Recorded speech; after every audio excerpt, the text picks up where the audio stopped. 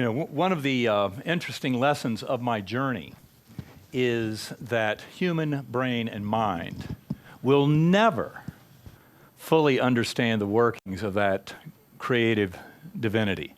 And as I point out in the book Proof of Heaven, the human brain and mind are probably slightly better positioned than the chimpanzee brain and mind at coming up with a theory of everything, but not that much. So don't let it go to your head. This is very much, though, a lesson. We're going to talk a lot this morning about consciousness and what it is. And I really have to assume that most of you were there last night, because I'm not going to have time to really go into certain features of my story, although I will touch on some of the high points. But we got into some of the lead-in last night, and that's what I'll be building on today. But what I really want to get into this morning is a discussion of how science and spirituality really are converging. And in fact, pure materialist science, which is kind of the science I grew up with, the science that I worshipped, as I said last night, until my near-death experience. That pure materialism that says that it's all just the whirling of electrons, protons, quarks, neutrons, photons, the atoms, molecules, cells in the brain, building all of that up. And this reductive materialism that holds sway basically says if you understand those workings of those particles reduced down to the very fundamental elements, then you can understand everything. Well, in fact, you lose a tremendous amount of information by going down to those very fundamental building blocks. On the other hand, you get some wonderful clues about the nature of reality, which is why the physics community has been struggling over more than 100 years to try and understand what the mystery of quantum mechanics is telling us. And it turns out that in our modern reductive materialist science, there is one kind of unwritten rule, and that is you cannot invoke any kind of God or deity, an infinite conscious force at the core of all existence, because that breaks the rules. And in fact, that's their blind spot. That's why they run into so much trouble. It's one of the reasons why they've spent more than 100 years struggling with the enigma of quantum mechanics. And in fact, some physicists today kind of pretend, oh, we've got it all worked out. We understand it all. We're much smarter than the likes of Werner Heisenberg and Erwin Schrödinger and Albert Einstein and Niels Bohr. And we figured it out. You know, the measurement problem, the very central kernel of quantum mechanics that drove so many of those brilliant founding fathers into mysticism, because it showed them very clearly that consciousness is fundamental in the universe, in the evolution of reality. To try and pretend you have a model of reality, to try and pretend that you have a theory of everything, when you have no remote clue how to explain consciousness, obviously is fraught with frustration and will not lead to anything. And that's why spirituality and science strengthen each other tremendously. And by spirituality, what I mean is the admission that consciousness, soul, spirit is fundamental in this universe. And that was something shown to me very clearly on my journey. And to try and deny that will forever be a source of frustration to those who try to go with pure materialism to explain the nature of reality. You cannot get there from here. And I must say, I want to express my gratitude to this group, because I give a lot of talks, and they're to many different kinds of groups, and many spiritual, many scientific, and everything across the spectrum. And it's always a process of resonance. Believe me, this is always a process of audience participation, because I can feel, this is why I don't like to stick too much with slides, is because I can really kind of feel where we're all going together with this whole process of discovery and understanding. And that's why it's such a gift to be here at the Theosophical Society, because the resonance I feel and the kind of kindred spirit is a real gift. Now, as I got into a bit last night, and this is just to reemphasize, and for any of those out there who may not have been there last night and may not have read the book Proof of Heaven, there's a reason why the scientific community and the medical community takes my story very seriously. Part of it is that I'm an MD, that I spent 15 years on faculty at Harvard Medical School. But that's really a small part. And in fact, where I've been, I know full well that MD and Harvard Medical School don't mean squat. Not a thing. And yet in this world, it had to happen sooner or later. That someone would come through and basically validate what tens of thousands of near-death experiencers have been telling us for ages. And it's not just these last 60 years or so, which has been the main volume of near-death experiencers because of cardiac resuscitation techniques that evolved in the 1960s. That's why we now have a population of millions of souls walking this world who have been to the other side and come back. And their lives are changed forever. Those memories do not fade. Those memories are not created in the physical brain. That's a very important part of this. And I can tell you that, as I said last night, after my experience, I really had to go back to square one and question everything I ever thought I knew about the nature of reality and try and come up with a model that really fit more the evidence that's presented to us. Now, the real gift of my journey was not that I was an MD with those particular credentials. The real gift was that I had a severe, very rare, and extremely deadly bacterial meningitis that by all rights should have killed me. I went into the hospital in coma, grand mal seizures, put on a ventilator on 3 very powerful antibiotics. When I first got in that hospital, by having gram-negative bacterial meningitis and descending into coma in under 24 hours, I was in fact on an express train, only took 3.5 hours to go into coma from symptom onset. Those 2 facts alone gave me 10% or less chance of surviving the illness. And it only got much worse as the week went on. And that's something explained in much more detail last night and in Proof of Heaven. But the reality is, by the end of that week, I had a 2% chance of survival and no chance of recovery.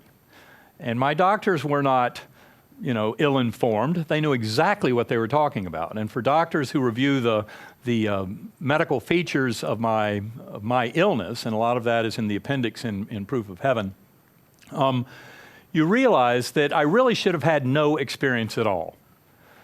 And what I describe in the book and last night, that journey deep in coma, beginning with that earthworm eye view, that very primitive, underground kind of coarse and unresponsive existence, which I believe was really very much the result of having my neocortex being destroyed by this rare and extremely aggressive bacterial meningitis. And the reason that is so important is that whole outer surface of the brain here, the neocortex as it's called, the new crown, that's the part that makes us human. It's the most powerful calculator in the brain. All the deeper structures in the brain are used for certain housekeeping functions and for motor control and a lot of the kind of rudimentary aspects of existence and of operation of an animal organism. But everything that we think of as human thought, our experience, everything we've ever seen and heard and thought and said and understanding of our environment, of those around us, orientation of the body and space, every bit of that experience and memory of that experience through your entire life, according to modern neuroscience, demanded that at least some part of this neocortex, this very advanced calculator, be functioning. And yet that was why my illness was such a gift. My doctors knew from the scans that all 8 lobes of my brain were affected right down to the deepest levels. There are 6 layers in the neocortex, and I was losing the boundaries between white matter and gray matter at the very deepest levels, all 8 lobes, and they knew that. And that's why when I came back, and it's a little misleading to say when I started waking up from my coma that my eyes popped open and I came back like, hey, what's been going on? That's not the way it was. What really happened was my eyes opened and I started looking around, and there were these beings there. I had no idea who these beings were. They included my mother, my sisters, my sons. I had no clue. I was amnesic for my entire life before. I had no words or language when I first came back. My brain was destroyed. It was wrecked, but it came back very quickly. Words and language came back over hours. and days, childhood memories over a few weeks. And as I reported last night, over about 8 weeks, everything came back. All my knowing of brain, mind, consciousness, physics, every bit of it. And of course, I was chomping at the bit to read everything I could about near-death experiences. I'd never paid any attention to that before. I always knew before my coma, when I thought brain creates consciousness, that it's all birth to death and nothing more. I agreed with modern neuroscience that none of us have free will, we're all automatons. But that is all false. I came to realize that that is absolutely the opposite of the reality. The thing that really exists is consciousness, soul, spirit. That's at the very fundament of all of emerging reality. And that's what I want to talk about this morning. What this forced me to realize, and especially it was that event deep in coma, when I was in that earthworm eye view, that very primitive, unresponsive realm, when that slowly spinning white light and that perfect musical melody came towards me and opened up like a rip in the fabric around me. And it was a portal up into a far richer, ultra-real valley of beautiful, lush, fertile life. And all of the joy and merriment I saw there. And of course, it had a lot of earth-like features, souls, what I saw as peasants dancing, and all the joy and butterflies and a beautiful girl and all the other features. Angelic choirs above, those swooping orbs. Once again, the chants and hymns providing sound as that vehicle of ascendance through higher and higher levels. So earth-like features, but that's where some of the skeptics really lose it. As you heard in the introduction, if someone has a near-death experience and they're a Christian, they might describe this beautiful, all-loving light body as Jesus. And if they're a Muslim, they might describe this beautiful, all-loving light body as Muhammad, or a Buddhist might see Buddha. God knows what a Theosophist would see. Atheists see a beautiful, incredible, powerful, overwhelming source of pure love. They don't know what to call it. But the thing that struck me in the months after I wrote down my whole experience and then started getting deeply into near-death experiences is the similarities. They far outweigh the differences. And these are not just the similarities of the recent 6 decades when medical science brings back so many journeyers who have had cardiac arrest and are then resuscitated and come back telling these amazing stories. The similarities are what are so striking. And it's similarities that also cross into the afterlife literature going back thousands of years. Read the Tibetan Book of the Dead, the Egyptian Book of the Dead, the ancient Greek writings, Egyptian writings on the afterlife. There's a similarity there that is very striking. And remember that our language, our earthly language, in many ways gets in the way. Before my coma, I might have even been tempted to try and argue that the voice in my head is the voice of consciousness. That is not the case at all. I know full well as a neurosurgeon, the part in my brain that's devoted to generating words and language and speech is about that big. There's a similar region the same size a few inches away that is where we interpret language. Remember how Descartes said, to define is to limit. Well, those limits and those definitions become very confusing.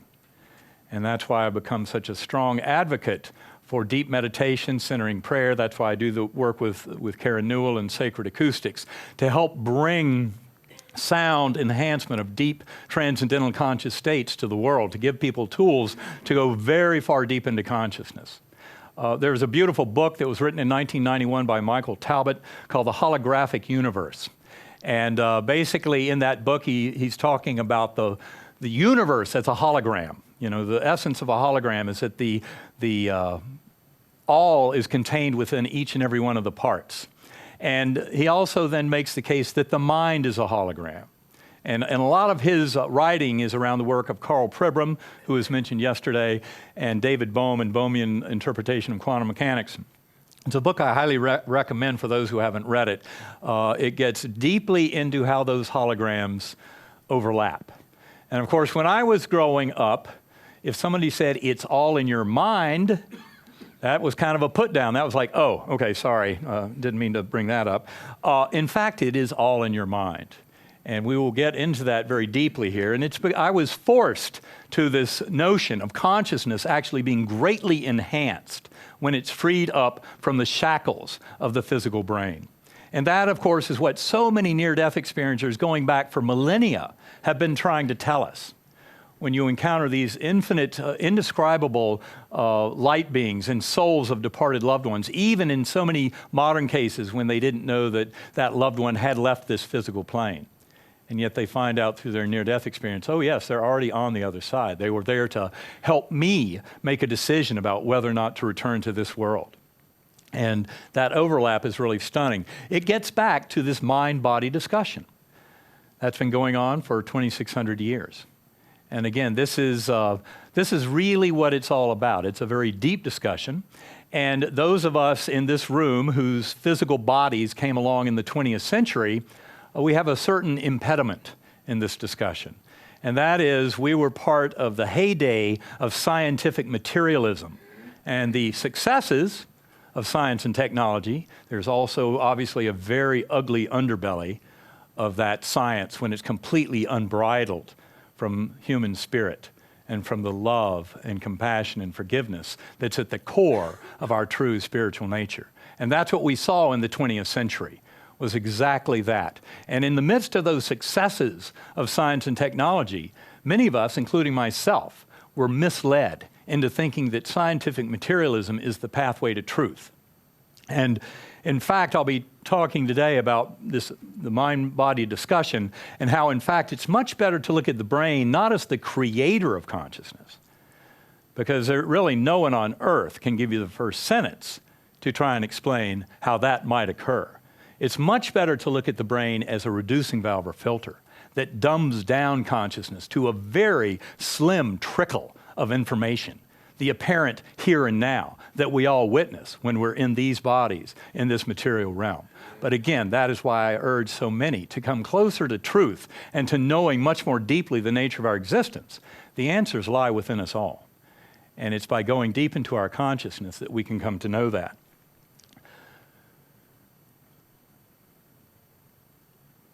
Now, I think, as I said before my coma, I fully believed the brain creates consciousness. And there's this conventional view in neuroscience that there's something about the complexity of the brain. You have 100 billion neurons, each one with an average of 10,000 connections to other neurons. And when you do the math and look at space-time and the firing patterns of those neurons, what you find is the number of states of that machine exceeds the number of subatomic particles in the observable universe. That's a pretty impressive machine in terms of complexity. And the general idea is something about that complexity allows for the unfolding of this illusion of consciousness. And yet nobody knows how in the world to connect the dots. And it's not for any lack of research. The more we get deeply into studying the brain, the more we come to realize it does not create consciousness. And the whole scientific world, at various levels and in various degrees of progression, are coming to realize and acknowledge this. There are some wonderful groups around this world that are way in the deep end of the pool. Okay, not like the reductive materialists, the debunkers, and those pure materialist scientists who are flailing around with water rings in the shallow end, saying brain creates consciousness. There's some that are daring way out in the deep end of the pool, realizing there's a far deeper mystery going on here that has to do with trying to answer this mind-body discussion. Now, in this kind of talk, you obviously have to get a little bit out there with definitions. And if I'm going to talk about consciousness, I guess I should at least put out there a few of the ground rules for this discussion. Consciousness is really the only thing any one of us truly knows exists. You could easily be a program running in some far advanced computer in another universe, and it creates this wonderful illusion, and you'd never be able to disprove that. We do assume that there are other conscious beings around us. But it's important to remember that in the current neuroscientific paradigm, every bit of experience, everything you've ever had happen to you in your life, falling in love, wonderful sunsets, beautiful symphonies, being maybe tormented by a classmate as a kid or something like that, every bit of this going all the way back to before you were born is nothing more than the electrochemical flickering of 100 billion neurons in a 3-pound gelatinous mass floating in a warm, dark bath. Nothing more than that. And it's very important to kind of go down to that basic level of understanding. You know, it's very much like, in the discussion about consciousness, it's very much about asking a fish, what's it like in the water? What water? It's very difficult. We cannot separate ourselves from that consciousness. It's really the only thing any one of us has ever known. And that's why it's so important to step back from this and try and step outside. So many of the lessons of my journey have come from being able to distance myself more and more, which is the exact opposite of what you do in that reductive materialist scientific model, where you break everything down to those subatomic particles and then say, once we understand them, then obviously we'll understand it all. Well, in fact, that's a very limited form of thinking, and it's one of the reasons why there's so much confusion in modern science.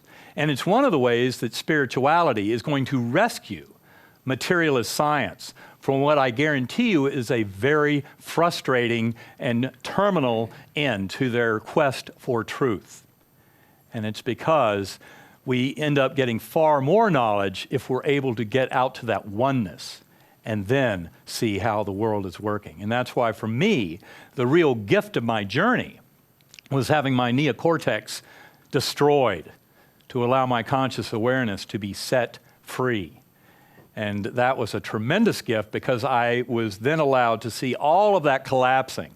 Space and time, our four-dimensional space-time, every bit an illusion. Now, it's a very important illusion. In fact, I think the entire universe exists to sustain this illusion. This is the stage on which the drama unfolds, is this material world in which we live. But we can learn much more about it if we're able to rise above it somewhat. And that's what we can all do in deep meditation and centering prayer and that kind of thing. Important to remember that all of those memories, every bit of that experience, is a model of what we assume is reality. It's not reality itself. And that's one of the deepest and toughest lessons of quantum mechanics. Those physicists who have eluded themselves into believing that they've risen above the likes of Einstein and Schrodinger and Heisenberg and Dirac and de Broglie, they simply have missed this incredibly important point about the nature of reality. Any theory of everything must begin with a far, far more robust understanding of the nature of consciousness, or it's absolutely worthless. That's a big part of what quantum mechanics has been trying to tell us all along. So in further trying to define this, as I said, consciousness is not that little voice of reason, that linguistic brain, those little thoughts running through our head, that little monkey mind. When I go into meditation, that little linguistic voice is allowed to state intention, make a request, offer gratitude, because gratitude is the only appropriate response to every breath. But then that little voice goes into timeout, like an impish teenager, because there is far grander wisdom. That little voice in the head is little more than a parlor trick, although unfortunately it's what we have to use to communicate with each other. Now, I promise you that the communication between us actually can go much deeper. It transcends the words. I know this full well when I give talks to a room full of near-death experiencers. And likewise, I get that kind of feeling with people here who are on a deep spiritual journey. The communication very much can transcend the words. But that little voice of reason, that is how we communicate it to the rest of the world. Now, another problem is that beautiful valley that I was in, that Gateway Valley, with all the earth-like features, but angelic choirs, a beautiful girl, all the butterflies, blossoming flowers, buds on trees, all of that was much more real than this world. And things, we have ways of knowing in that realm. We're not seeing with the eyes and hearing with the ears. We're actually becoming parts of the experience. At times, especially when I ascended to that core level, that deepest level, outside of all of space and time, with the entire higher dimensional multiverse collapsed down in this complex oversphere as part of the lessons I was to learn, I knew full well that this language of ours very much distorts and, it's an earthly language. It works well for describing a trip to Disney World. This is not Disney World. And this is a realm that all of us, our souls truly live. Our consciousness originates in that realm. And that is why our earthly language falls so woefully short at trying to convey how information is known and what we can know there. And that's why, again, I encourage people to get deeply into meditation and centering prayer and that kind of means of going into consciousness to get to these truths. Now, that linguistic brain is very tightly tied to the ego. The ego lives largely in using fear about the future and anxiety about the past. And of course, the ego has so much power. For example, in cases of addiction, you'll often see the ego will sacrifice the physical body to save itself. That's what we often see in cases of addiction that result in fatality.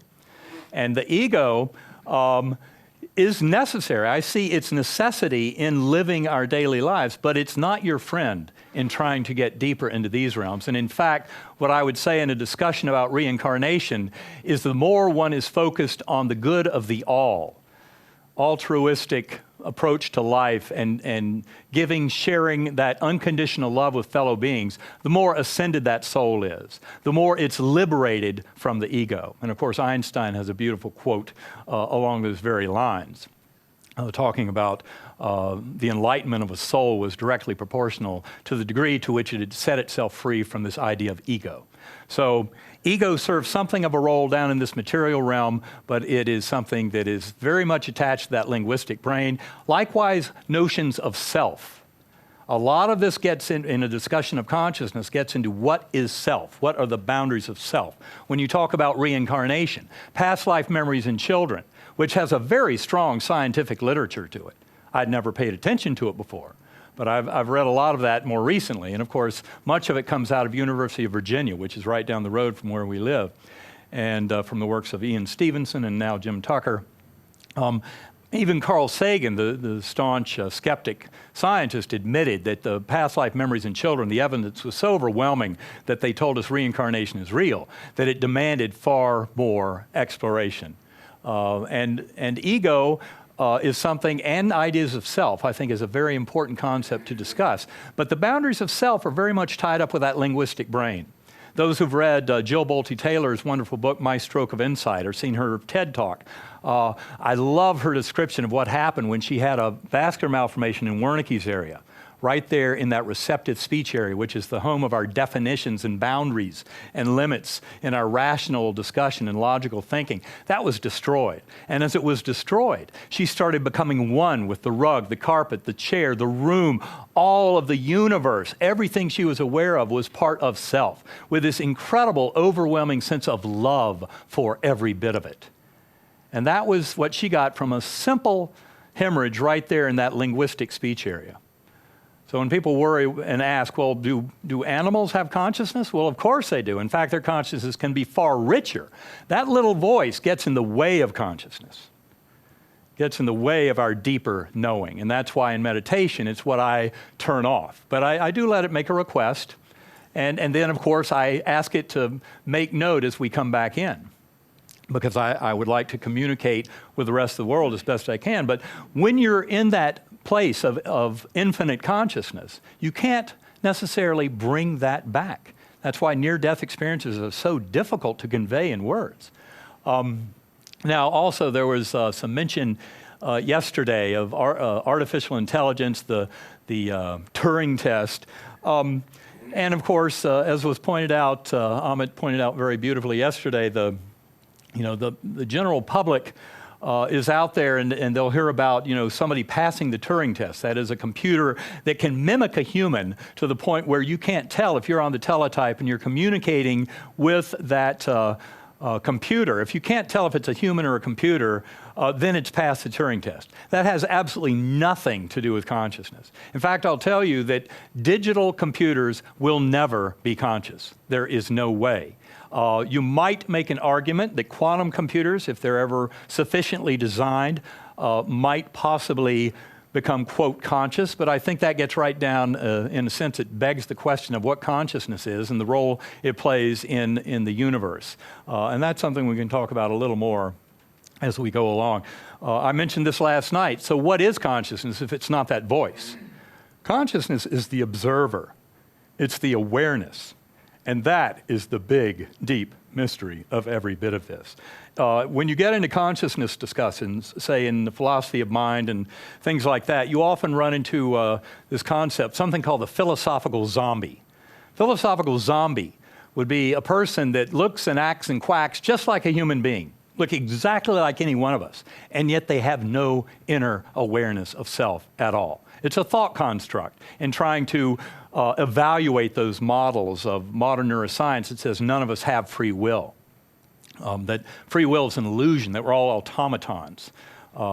And as I said earlier, I don't subscribe to that at all, but it's something I believed hook, line, and sinker because I worshipped that reductive materialist science. It is very much a faith-based religion.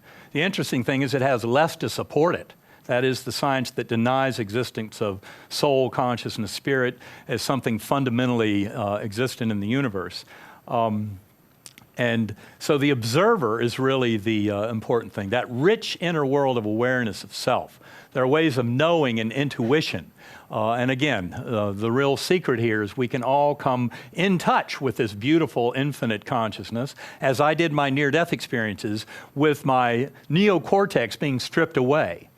Any model of modern neuroscience saying brain creates consciousness would tell you the next step beyond that very primitive awareness I had of the earthworm eye view, the next step should have been a state of nothingness. And yet just the opposite was the case. It was like the blinders coming off. And the good news is you don't have to die or almost die to get this. Deep meditation, centering prayer, again, the work that I do with Sacred Acoustics, Karen Newell, is offering up tools to enable each and every one of us to get deeply into that. But the more important thing is to have a daily practice and do this. I get benefit year after year by trying to spend an hour or two every day in meditation and trying to make it getting deeper. Now, neuroscience of consciousness, it's an oxymoron. There is no such thing. If you look at a modern textbook on the brain, neuroscience textbook, 1,800 pages, what will happen is you'll find a tremendous amount of information on the brain. That's what we've been studying so hard. In fact, a few months ago, Scientific American declared this the century of the brain. I would say last century was the century of the brain. This is the century of consciousness. And it's a far deeper and more powerful and revealing and empowering thing to study. The brain's very important. I'm a neurosurgeon. I believe the brain is very important, but I know that the answers do not lie completely within the brain. In fact, the deepest answers are within consciousness, soul, spirit itself. I would say that we are all conscious in spite of our brain. I encountered about a year ago Wilder Penfield's beautiful book. Wilder Penfield, one of the most renowned neurosurgeons of the 20th century, and probably still holds the record for electrical stimulation of the brain in awake patients, tens of thousands of times. And he wrote a beautiful book in 1975 called The Mystery of the Mind. And in that book, he put it out there and made it very clear the brain does not create consciousness. And all of those stimulations of the brain, all the memories and experiences that were evoked in the patients, in those many thousands of cases, never once was there any kind of sense of a free will event. Always the patients knew they were like a puppet on a string. And in a similar fashion, consciousness, soul, spirit works the physical brain and all of the rest of unfolding reality. But it doesn't do it from within the brain. It doesn't even do it from within the physical universe. And that is part of getting to the answer of how reincarnation can work and how past life memories in children can be such an overwhelming body of evidence. Obviously, that does not involve any kind of memory trace that's in physical brain. We're talking about infants coming into this world. They actually are very freshly in from that realm. And those past life memories in children are amazing how you can uncover those. Usually between ages 2 and about 7. And after age 7 or 8, they start getting deeply buried.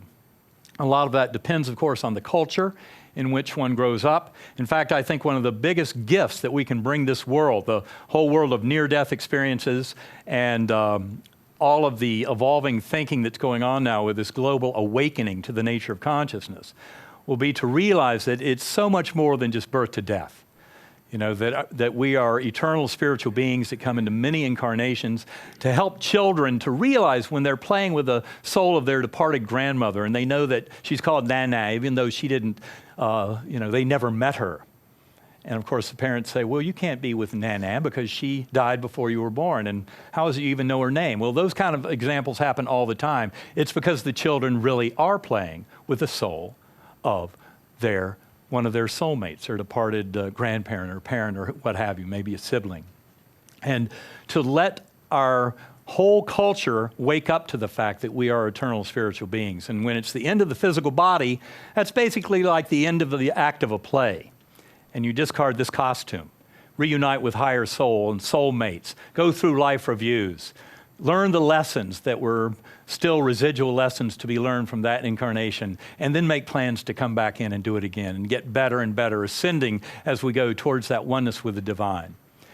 Now, I would say that consciousness is truly a riddle wrapped in a mystery inside an enigma, to quote Churchill. Experience and memory, as I came to see from my journey, very clearly revealed that this is all something that has a much deeper reality that's completely outside of this physical realm. And when people ask, where is this heaven? Is it up there somewhere? Well, actually, what I came to realize is the spatial extent and the temporal extent of this material realm is the illusion. Consciousness, soul, spirit is what truly exists. That heaven is all around us. When you get deeply into near-death experiences, and also, I would like to credit Raymond Moody, not just with the wonderful gift he brought to this world in 1975 when, as a medical student, he wrote that book, Life After Life, and coined the term near-death experience. But also, he wrote a fantastic book, came out about 7 or 8 years ago, called Glimpses of Eternity, about shared death experiences.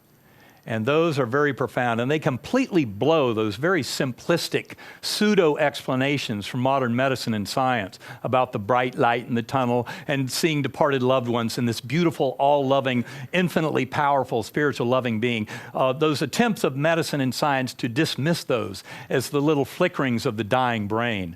Shared death experiences completely throw that out the window. Shared death experiences are when a loved one is dragged along on the journey. Say that I'm there at the bedside of my dying parent, and then what happens is as their soul is being retrieved by other souls coming into this world to retrieve them, my soul goes along on the journey, even to the point of seeing a full-blown life review. And when you hear those descriptions of shared death experiences, and I know of them not just from having read Glimpses of Eternity, but from having people come up to me after discussions like this, and these are often people who know nothing about near-death experiences or shared death experiences. They've never read a thing, and yet they had their own shared death experience. And just to give you an idea of how much we have to question this model of reality that our brain throws up there for us, in a typical shared death experience, I might be there at the bedside of, say, my departing father as he's dying and leaving his physical body. And as I'm there, the very corners of all of reality around me, the room distorts. Every bit of it unfolds into infinity. And these beautiful light beings come and they receive the loving light spirit out of that departing loved one. And they escort that body out into this infinity outside of time and space, and I go along with them. And there are many stories out there like that. You have to really go back to square one and question what we call reality.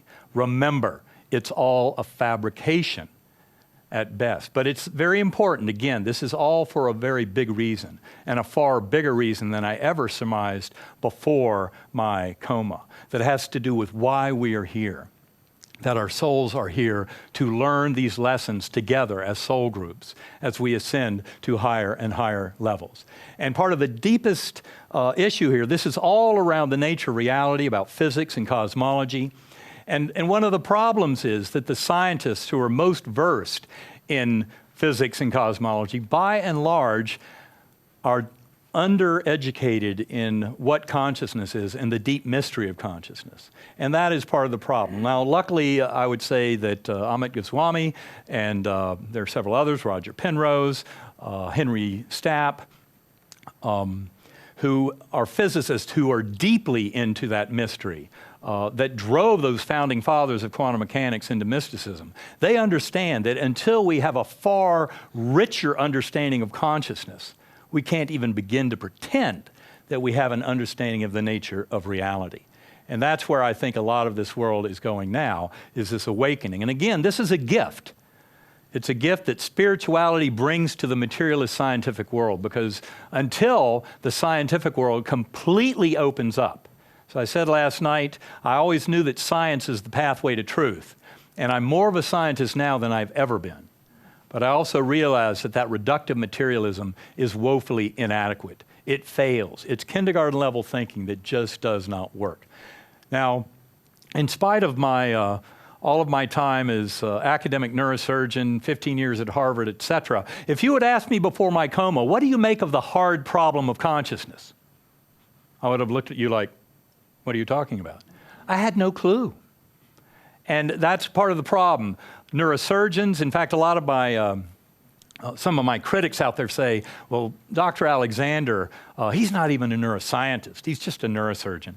And in point of fact, they're right. We don't have to know that much about consciousness and neurosurgery. But I think it's important to point out that all of us, all scientists, neuroscientists who study the brain and mind, know so little about consciousness that even though we've been using general anesthesia for more than 150 years, there's nobody on earth can give you the first sentence to try and explain how that seems to temporarily abate consciousness. Nobody has a clue. That's how little we know about it. Now, the hard problem is something that I encountered after my coma, as I was getting deeply into trying to understand every bit of this. The hard problem, and I would say it is arguably the most profound enigma known to all of human thought. It's beyond our ability to even formulate a question. That's why so many scientists say, well, consciousness, for one thing, they say, oh, it's an illusion, it's an epiphenomenon of the workings of the physical brain, pay it no mind, you know, it's not worth considering. That's kind of a funny thing to be saying about the only thing any one of us truly knows exists. And really, in its essence, how does consciousness arise out of the functioning of the human brain? Out of all these years of work and everything, as I mentioned earlier, that neuroscience textbook with 1,800 pages, what you'll do is you'll see all that information on the brain. And at the very end, there'll be about 4 pages. And that chapter is entitled Consciousness. And what you'll see are some very short subsections. And they're mainly questions. And they're mainly like, we don't even know where to begin. And that's part of the problem. That's why I say that neuroscience of consciousness is such an oxymoron. How is that consciousness related to the behavior that it accompanies? And how does the perceived world relate to the real world? That is a very, very deep question. But don't be thinking that what we see out there and we call reality is reality. The very nature of time and space, mass and energy is completely up for grabs. Another wonderful quote from Einstein, he said, past, present, and future are cleverly wrought illusions.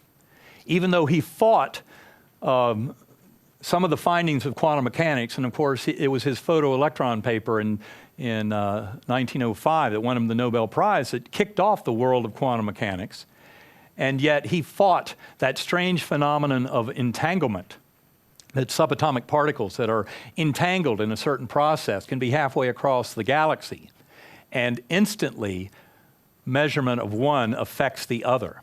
What that's telling us at a very deep level is that our notions of space and time are constructs that are emergent. They're not fundamental. There's something much more fundamental that we're missing. And in fact, what my journey showed me very clearly is that entanglement extends throughout all of infinity, higher dimensions, and all of eternity. And it's all entangled down to one. That answer, remember that movie, Hitchhiker's Guide to the Galaxy, the answer was 42? That's wrong, it's 1. And but it just shows how woefully ignorant our human brain and mind are at trying to come to grips with this and explain it, especially in that very simplistic thinking of modern materialist science, which again, I think is going the way of the dodo. It's going extinct. And it's because that pure materialism fails so miserably at trying to explain consciousness itself. Instead, it simply tries to either deny it, pretend it's an epiphenomenon, or what have you. Or just, as I said, even coming up with a scientific question to ask. How do we begin to get at the hard problem? How do we begin to have any kind of understanding of it? Well, it turns out that there are ways for science to weigh in on this in a very heavy fashion. You have to remember the scientific method is very limiting. And one kind of myth that's out there in the world is that you can use the scientific method in the material realm to analyze and understand everything. In fact, the scientific method is very limited. It's like having a small pin light and looking around in a very small area when you've got this giant warehouse of all reality all around you. But once you realize its limitations, there are still ways that we can use science. And that's why, as I said earlier, one of my favorite groups on earth is the Division of Perceptual Studies at the University of Virginia in Charlottesville. And Karen and I do a little bit of work with them. They're a fantastic group. For the scientists in the crowd who want to learn more, I would steer you to the book they wrote back in 2007. It's called Irreducible Mind, Toward a Psychology for the 21st Century. Any of the books that I mentioned, you can go to my website, ebenalexander.com. There's a reading list there, and these books are prominently featured and linked so you can get right to them. But Irreducible Mind is a fantastic book. It's 800 pages of dense scientific data and analysis, all on non-local consciousness. The me before coma, who believed brain creates consciousness, I also thought the only way we can know anything is through the ken of our physical senses, our eyes, our ears, that there's no way of knowing other things. Well, in fact, I found out that's completely wrong. There's a tremendous amount of scientific research and basis in trying to understand things like near-death experiences, after-death communication, past life memories in children, and the evidence for reincarnation, out-of-body experiences, remote viewing, precognition. I mean, the list goes on. And Irreducible Mind is a fantastic book about every bit of that and the reality to it. And what I came to see, of course, is that model I had before, which is the material universe is what exists and consciousness is an epiphenomenon, an illusion of the physical brain, was completely backwards. The thing that really exists is consciousness, soul, spirit. So when I look around a room like this, what I see are pockets of pure, eternal, spiritual beings' consciousness that really is all linked together. We're all linked. And it's not just about humans. It's not limited to life on Earth. This is far grander than that. And that's a big reason why I think so much of this is happening now, so much of this awakening.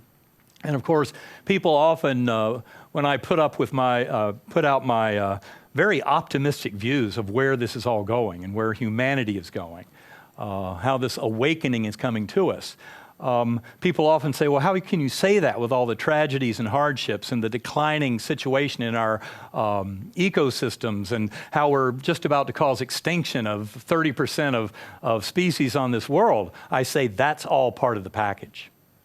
That's why we're going through this awakening now. It's all part of a much bigger plan, and we're all part of that. In discussions of near-death experiences, it often comes up the question of suicide and how do you deal with that and understand that? And I would say that what we're seeing now is a form of planetary suicide, potentially. This is a case of attempted suicide. And what Raymond Moody has pointed out to me very clearly, one of the few things he says with pretty much absolute guarantee over time is, as he studied cases of suicide in his work over 50 years in near-death experiences, what he's found is never once did a suicide who had a near-death experiences, who felt the love of that infinite creative source, felt the love of the souls of departed loved ones, and felt the love that was there for them that they didn't see in this life. If they had that experience, they never attempt suicide again. And likewise, I think that what we're facing now, and this is all part of the 20th century and that scientific materialism and the heydays of that technology and materialism, but with its dark underbelly in the form of modern warfare, thoughtless homicide and suicide, destruction of this climate, that's all part of the package. This is a case of attempted planetary suicide. I don't believe it's in our destiny to actually succeed in that. I think that is why this is all happening now. I've already mentioned some of the aspects of quantum physics and what it has to do with all of this, but the big message is that consciousness paints reality. It's really at the fundament of everything. And what I see in my discussions and in some of the critics out there who try and dismantle my story and do ad hominem attacks and what have you, is this kind of recoil because of the simplicity. It's very seductive, that simplicity of scientific materialism. And I remember when I first started giving these talks back in 2010, Stephen Hawking participated in writing this beautiful article in Scientific American that was perfectly timed. He said, the elusive theory of everything. And basically what he pointed out was that we have to settle for several theories of everything. Turns out there's only one reality, one truth. And this is simply showing us that pure materialism in science is woefully inadequate to try and describe the nature of reality. And one of the things that it ignores at its peril is the absolute and stunning reality of consciousness, soul, spirit, and the divine at the core of all that is. And that is where science and spirituality are coming together and strengthening each other tremendously. In fact, there's quite a bit of hubris in this scientific materialism, in this kind of headlong rush to come up with a theory of everything. And I promise you, it comes from this mentality of publish or perish. When I was at Harvard, I used to say publish and perish. But in fact, the reality is over the last few decades, we've come to realize that this modern materialist physics and cosmology basically has a little bit of a clue about 4% of what we know exists in the universe based on gravitational effects alone. And in fact, even the parts that we think we know so much about, like the solidity of this table, 98% of this is, or I should say that the vast majority of everything in this universe, including the solidity of this table and everything, is empty space. It's basically singularities haunting the vacuum. And that's exactly, but it's all manufactured by consciousness. And consciousness pre-exists every bit of it. But this, in the last few decades, we've been kind of put in our place with this demonstration that the other 96% is what we call dark matter and dark energy. And those are things that we will have answers in a physical cosmological sense over the next decades.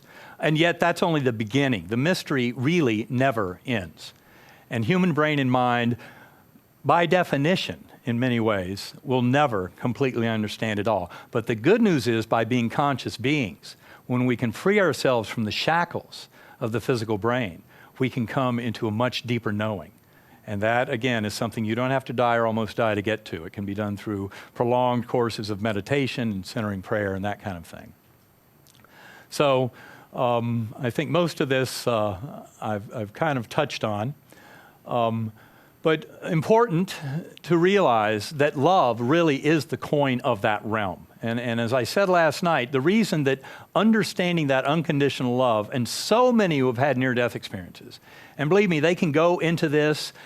This includes murderers, rapists, includes all the rest of us. It includes staunch atheists. They have near-death experiences. They see something that is absolutely mind-blowing. They come back with a sense of that unconditional love at the core of all that exists that changes them forever. And it's because that love is very fundamental. And the reason it's important to each and every one of us to know that is it also has infinite power to heal at every level. And I would say, I remember in medical school being taught that we all have a terminal disease. It's called life. And in fact, this is very much a way of understanding that. When we can separate ourselves from just birth to death and nothing more, from that very confusing falsehood that's been perpetrated upon us, and realize that we are truly eternal spiritual beings here to learn these lessons in this incarnation, the power of that love in healing becomes very apparent. I remember early on when I was going through this process of trying to understand my experience, trying to explain it as a brain-based phenomenon, I kept defaulting to my prior scientific materialism and say it had to be a brain-based phenomenon. It was way too real to be real. So for me, that said, I have to explain within the brain. But that's why that meningitis was such a gift. because in fact there was no way to explain it as brain-based. But when I was still kind of stuck in that materialist model, I remember thinking that love was so crucial in my journey that I had to come back with my scientific statement about love and why it was so fundamental. And I remember even comparing it to gravity and to the quantum mechanics of carbon chemistry, because they're all create forces of attraction. And that's exactly what that love is all about. That's why it's so important as a creative force and as a healing force. And it's a very real part of our modern understanding of existence, and that includes a modern scientific understanding. And also, as I mentioned very early in this talk, that vast chasm between the realms that I witnessed when I was completely free from those shackles of this illusion way down in the spiritual, in this lower material realm and in the lower spiritual realms, seeing that infinite consciousness is something that we can glimpse and we can come in touch with. And yet you cannot bring it back. You cannot bring it all back. You can certainly come to see so much more. And of course, that's what Tibetan monks and meditators, Buddhists of all, meditators of all stripes have been trying to tell us for thousands of years. The answers lie within us all. But again, that human brain is not capable of infinite comprehension. And as I mentioned last night, between lives, in that gateway realm, we don't have infinite knowing. It's still a process of learning as soul groups and as higher consciousness ascends. This is really all about that oneness of all consciousness that we share, kind of along the lines of the writings of Teilhard de Chardin, how consciousness is co-creating this evolution of this universe. And for those who want to go there, as I mentioned last night, the Sacred Acoustics is what we believe is a tool that helps people to get deeply into meditative states. And for those who want to share in some of that exploration with us, I just encourage you to visit sacredacoustics.com. I would say that science, especially our reductive materialist conventional model of science in 2014, is far too primitive to refute all of these experiences at all. In fact, I came to realize full well on my journey that our science, and in fact human brain and mind, will never be able to make arguments pro or con the existence of that infinite creative source at the core. But I tell you that near-death experiences bring a tremendous tool. They are the tip of the spear in the coming awakening that's coming to this world. And I've mentioned how the whole question posed by quantum phenomena, quantum science, which is the most proven field in all of the history of science, in many ways, for one thing, point to the fact that consciousness is very much a quantum process. And by that, by extension, it is also non-local. As I said earlier, non-local consciousness is something that scientific groups around the world are beginning to study very seriously, as revealed in that book, Irreducible Mind. And for others, I would recommend the book by Pim van Lommel, Consciousness Beyond Life. It's mainly deals with near-death experiences, but also gets into why the quantum mechanical aspects are so important. And what I would say is that, in fact, quantum mechanics is more the smoking gun that tells us that if you try and explain all the workings of this universe in a purely materialist view and ignore soul, spirit, and the divine, that you're forever doomed to failure. And in fact, that's why quantum effects seem to be such an enigma. I would say that this really represents a natural part of our destiny where we stand today, that the 20th century was an important cul-de-sac to explore, but realize that that pure materialism fails. And that's why this world is waking up now. And it's really, as I point out in Proof of Heaven, very much realizing that our linguistic brain and that kind of logical, rational thinking in many ways provides these definitions that give us a false sense of boundaries, false boundaries that separate ideas. And again, that's part of the problem, that defining and limiting is part of the problem of reductive materialism. Information is lost when you break it all down to those very elemental aspects, the subatomic particles, and pretend that by understanding how all that works, you can explain it all. It makes far more sense to look at it from the top down. And that's the same thing in every part of this journey. in looking down on these worlds, and that was my viewpoint in that core realm that I discussed last night, discussed in the book Proof of Heaven, in that very highest realm to which I ascended. In looking down on all this from above, it starts to fit together in a much richer way. And what I see is that those false boundaries, saying, oh, well, you're either scientific or you're spiritual.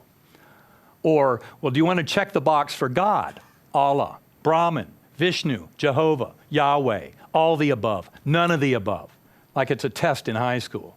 That misses the point of the reality of that divine at the core of this universe, at the core of each and every one of our consciousness. And what we're wrestling with as children of the 20th century and the 21st century is that heyday of that scientific materialism, which really started about 400 years ago. And of course, there were the tremendous battles between the church and those who wanted to study natural science. And back in those early days, the church could even burn them at the stake if it wanted to, because it wanted to own that territory of the mind and of God. And in fact, that's been part of the problem. That's part of why there's that unwritten rule in science that you cannot invoke any kind of God, because that breaks the rules. And in fact, that is their blind spot. That was my blind spot before. And these near-death experiences are coming back by the millions to let us know there's something far more mysterious going on that has everything to do with an infinitely loving and all-powerful source at the core of all consciousness. And that is what is going to help science to emerge and all of humanity to emerge from the kind of dark era that was presented to us by the science and technology of the 20th century and how it was unbridled from human spirit. And we all know where that could lead, and we've seen evidence of that. We paid a big price. I'd like to bring this all together by quoting from a beautiful book. I read this book way back in college, but I think a lot of it went over my head at the time, from The Tao of Physics by Fritjof Capra. Physicists do not need mysticism. Mystics do not need physics, but humanity needs both. And this is where this is all headed. As we come towards truth, it should make sense that those false boundaries are confusing, because again, they separate us out and give us this illusion that that materialist, that reductive way of thinking about it is the way to get to truth, whereas in fact there's tremendous truth evident in every bit of this, and that truth is within each and every one of us as conscious beings. I'd like to once again remind you that for those who want to learn much more about all of this, you can visit ebenalexander.com. I have reading lists. I have a lot of information on there in terms of other presentations and interviews. And also you can visit eternia.org. And this Eternia was really the brainchild of a good friend of mine, John Audette. He was the brilliant mind behind creating this. It's a way to educate the public about the physics of consciousness, about how science and spirituality are coming together and strengthen each other. And it also offers the opportunity for people to leave their own stories of spiritually transformative experiences. And on Eternia, you can find the definitions of many of those, not just near-death experiences, shared death, past life memories in children, and reincarnation stories, but after-death communications, out-of-body, et cetera, all of the terms and kind of categories of spiritually transformative experiences are there, and people can leave their stories. We hope to have millions of such stories, because that is what is really going to change this world. And so with that, I would like to thank you very much, and God bless you all. It's a beautiful opportunity to be here with you. Thank you. Thank you all. Again, a great presentation. After having gone through all that you have gone through, your experience, the medical profession, etc., how would you describe your spirituality today? I would say, for one thing, it's undergone a complete awakening. And it's one where I am deeply aware of the eternal spiritual nature of each and every one of us through multiple lives, incarnations, in that process of ascendance. I see the very deep in consciousness, I believe that we all can get in touch with that much higher knowing. And what I find is with meditation, for me, meditation and a lot of the work that I do with Karen involves trying to develop more and more powerful tools for meditation.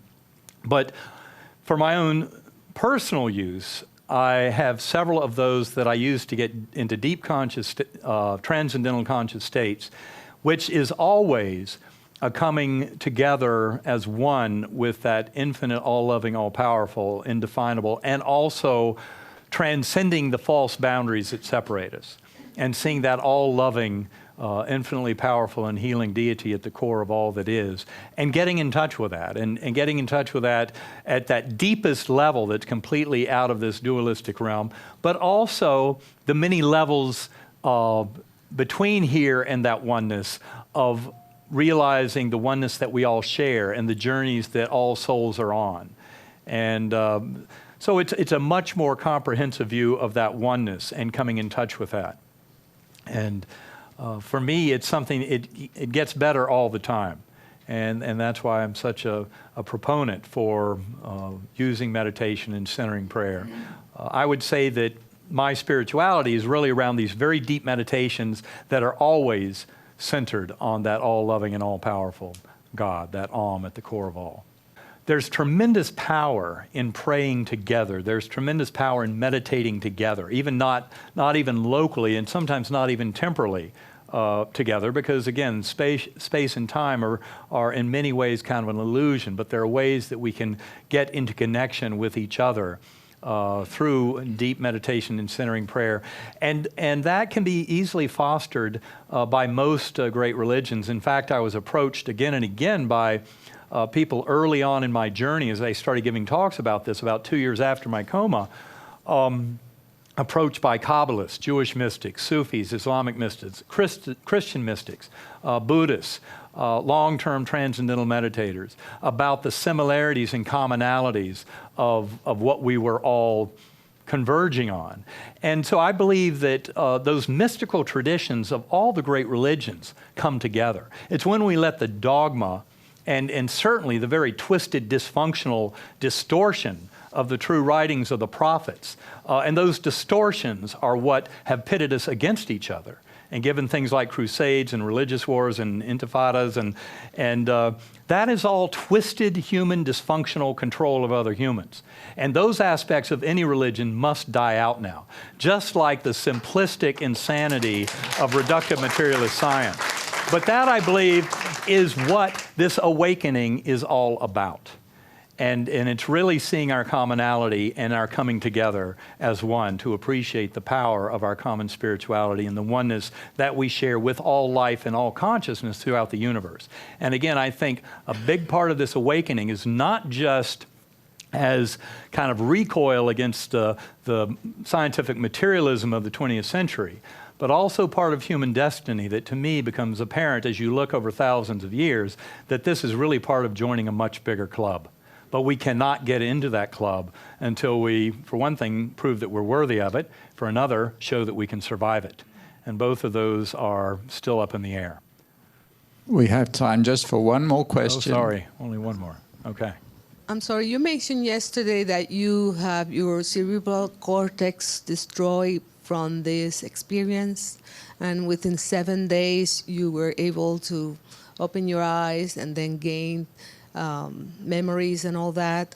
I wondered if they have checked your cerebral cortex after that, just to see if there's still any damage or not, or this was completely recovered. That's a very good question. I actually had a lot of testing with my neurologist who had been following me, and really by 3 months after the coma, everything was back and then some, as I mentioned last night. And that full recovery, to this day, my doctors have no explanation for it. And anyone who knows anything about gram-negative bacterial meningitis, who goes through my medical records, is just absolutely shocked that I was able to make this kind of full recovery. I've not had a follow-up MRI scan. As I discussed last night, I'm in the process of securing that. Part of the issue is I just got so much better, they didn't have a justifiable reason to get an MRI scan. But there are some reasons why I can get an MRI scan, and I will be to check my brain. I hope when we look in there we find that it looks at least somewhat normal. But at any rate, that's an excellent question. It haunted me for years how I could have this recovery. And again, I'll mention, as I did last night, the beginning of my understanding of that healing was really through a beautiful book about a near-death experience by Anita Moorjani. It's called Dying to Be Me. And she had a stage 4B non-Hodgkin's lymphoma, and by anyone's account should have been dead within hours of entering an emergency room in Hong Kong in February of 2006. And she had a profound near-death experience in which she met the soul of her father and learned why she had the Hodgkin's in the first place, and then made the decision to come back to this world, knowing full well that the Hodgkin's would disappear. And it did. When she came back, to her doctor's utter surprise, her all these huge lymph nodes full of cancer evaporated. And it was really in reading her book and then in studying similar cases that I've come to realize, and that's why I think the lessons of this are so powerful, and why I often stress that, you know, unconditional love is not just some pat little New Age phrase that all of us can hear about and dismiss. It has tremendous power in healing. And we can all bring that kind of healing to ourselves and to our soul groups and loved ones when we come to realize that power. But part of it is stepping back far enough that we see ourselves as those eternal spiritual beings that are interwoven into this beautiful tapestry of multiple lives and lessons that we're here to learn. Thank you.